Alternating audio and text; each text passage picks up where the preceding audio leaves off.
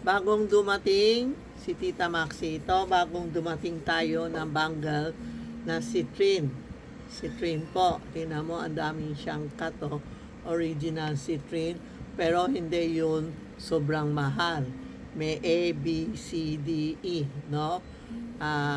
Pinapadala ko yung habukaya ng mga tao, yung kaya lang natin po, no? May citrine tayo. Yan, ito, dalawang citrine. Ang gaganda, ito yun walang cut, ito yung may cut. Tingnan mo, ang ganda, paksuot mo.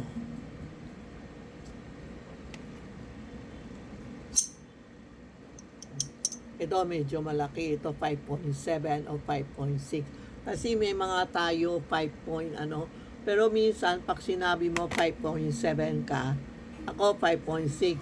Pero minsan dito hindi makapasok kasi ibang tao malalaki ito.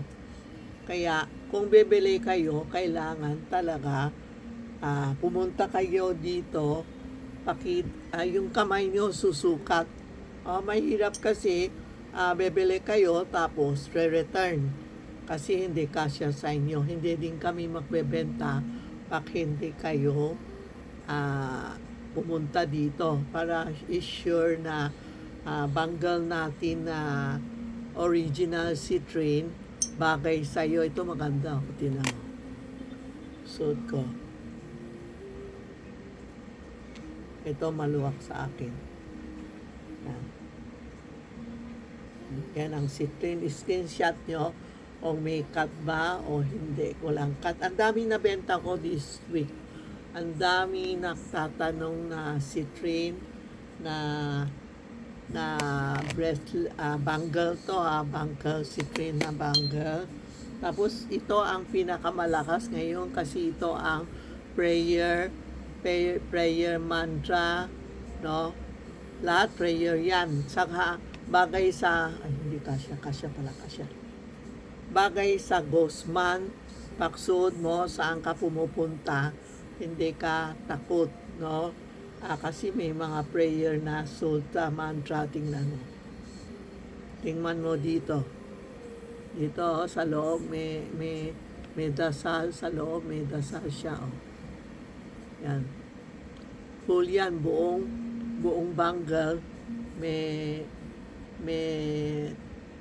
engrave na sulta mantra. Ibig sabihin, pag matagal suot mo, saan ka pumupunta, hindi ka takot. Kung may inggit sa'yo, galit sa'yo, kukulamin ka, ito ang susunod natin na sutra, mantra na may prayer, no?